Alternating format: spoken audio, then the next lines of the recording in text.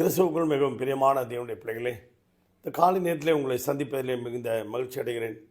இன்றைக்கும் தியானத்துக்கு எடுத்துக்கொண்ட வேதவசனம் நீதிமொழிகள் 25:11. ஏற்ற சமயத்தில் சொல்லப்பட்ட வார்த்தைகள் வெள்ளித்தட்டில் வைக்கப்பட்ட பொற்பழங்களுக்கு சமானம். ஏற்ற நேரத்தில், சரியான நேரத்தில் சொல்லுகிற வார்த்தை, ஒரு நல்ல தேவ மனுஷனுடைய வார்த்தை, தேவனுடைய வார்த்தை கடந்து வரும்போது, அதை விசுவாசிக்கும் போது அதற்குரிய பிரதிபலனை நீங்கள் பார்ப்பீர்கள். சாதாரண பழங்களில் பொற்பழங்களுக்கு சமானம் என்று சொல்லப்பட்டிருக்கிறது. அன்பு தேவனுடைய பிள்ளைகளே, நாம் கடலில் முத்து எடுக்க போகிறோம். அந்த முத்து எப்படி உருவாகுது தெரியுங்களா? கடலில் அவ்வளோ தண்ணி இருக்குது. கடல் தண்ணீர்னால் முத்து உருவாகலை. அன்பு தேவனுடைய பிள்ளைகளே, ஒரு சிப்பி இருக்குது. அது அடிக்கடி என்ன செய்யும்? இப்படி மூடும், அப்படி திறக்கும், இப்படி மூடும், அப்படி திறக்கும், இப்படி மூடும், அப்படி திறக்கும். ஏன்னா ஏற்ற நேரத்தில் மழை பெய்யும் பாருங்கள். அந்த மழை நீருக்காக அந்த சிப்பி மூடி அப்படியே ஒரு சொட்டு விழுந்த உடனே டபக்குன்னு முடிக்குமா, அடுத்த சொட்டு விழும்போது அப்படி முடிக்குமா. இப்படியே மழை நீர் சொட்டு விழுந்து விழுந்து விழுந்து அநேக முத்துக்கள் அதிலே வருமா. அந்த முத்து எப்படி உருவாகுது பாருங்கள். ஏற்ற நேரத்தில் மழை பெய்கிற வரைக்கும் அது காத்திருக்குமா. ஆம் பிரியமான தேவனுடைய பிள்ளைகளே, உபாகமம் 28:12 கூட அப்படி தான் சொல்லுகிறது. ஏற்ற காலத்தில் உங்கள் தேசத்தில் மழை பெய்யும்படி தேவன் ஆண்டவர் ஏற்ற நேரத்தில் மழையை வருஷிக்க பண்ணுவார்னு போட்டிருக்கு. ஏற்ற நேரத்தில் சொல்லப்படுகிற வார்த்தைகள் இருக்குதே. ஆதியாகமத்தின் புஸ்தகம் 18ஆம் அதிகாரத்தில் 3 புருஷர்கள் சோதம் குமாரை அழிக்க வருகிறார்கள். அப்பொழுது ஆபிரகாம் ஓடிப்போய் அவர்கள் காலில் விழுந்து வணங்குகிறார்.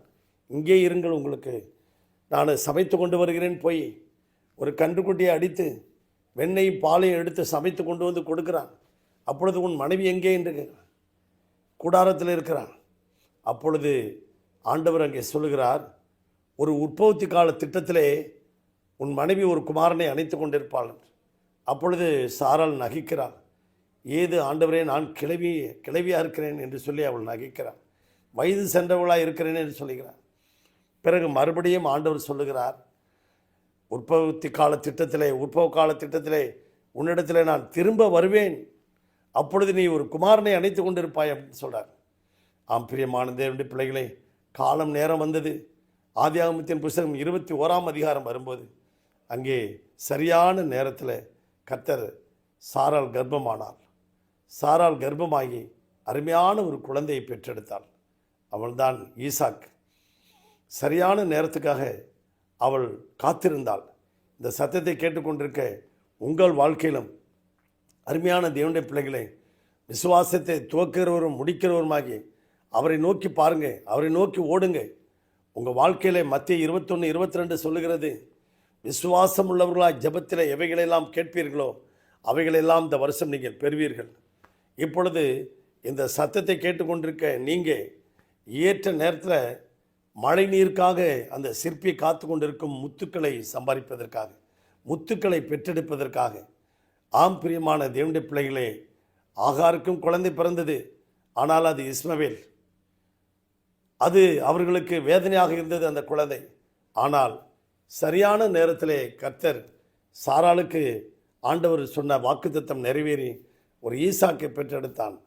ஈசாக்கினுடைய வாழ்க்கையிலே அருமையான தேவனுடைய பிள்ளைகளே, ஆண்டவர் சொன்ன வாக்குத்தத்தம் நிறைவேறினது.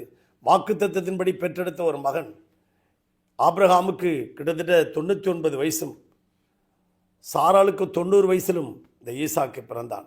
இந்த சத்தத்தை கேட்டுக்கொண்டிருக்க உங்கள் வாழ்க்கையில் யாருக்கெல்லாம் குழந்தை இல்லையோ, இந்த சத்தத்தை, இந்த வார்த்தையை நீங்கள் கேளுங்க, ஆமேன் சொல்லுங்கள். யாருக்கெல்லாம் திருமணம் ஆகலையோ ஆமேன் சொல்லுங்கள். யாருக்கெல்லாம் அருமையான தேவனுடைய பிள்ளைகளே வேலை இல்லையோ ஆமேன் சொல்லுங்கள். ஏற்ற நேரத்தில் உங்களுக்கு இந்த மாதத்தில் உங்களுக்கு கர்த்தர் ஒரு அற்புதத்தை செய்ய போகிறார். உங்களுக்காக ஜெபிக்கட்டுமா? பரலோக பிதாவே, இந்த சத்தத்தை கேட்டுக்கொண்டிருக்க ஒவ்வொரு பிள்ளைகளுடைய வாழ்க்கையிலும் ஆண்டவரே ஏசப்பா காத்திருக்கிறார்கள். ஆண்டவரே, சிற்பி எப்படி அந்த மழை நீருக்காக காத்திருந்து முத்தை பெற்றெடுத்ததோ அதே போல் உங்கள் வாழ்க்கையில் கர்த்தருக்காக காத்திருந்தேன். நான் பொறுமையுடன் காத்திருந்தேன். அவர் என்னிடமாய் சாய்ந்து என் கூப்பிடுதலை கேட்டார் என்று சங்கீதக்காரன் தாவீது சொன்னது போல இந்த பிள்ளைகளுடைய வாழ்க்கையில் அற்புதம் செய்யுங்கப்பா. இன்றைக்கு அற்புதம் செய்யுங்கப்பா. ஒவ்வொரு குடும்பத்தையும் ஆசீர்வதிங்கப்பா. வேலி அடைத்து பாதுகாத்து கொள்ளுங்கப்பா. ஆண்டவரே வியாதி பலவீனம் அணுகாப்பி காத்துக்கொள்ளுங்க. எல்லா சளி இருமல் பலவீனத்திலிருந்து பிள்ளைகளுக்கு விடுதலை தாரும் ஆண்டவரே. ஆசீர்வதி இயேசுவின் நாமத்தில் பிதாவே, ஆமென். God bless you.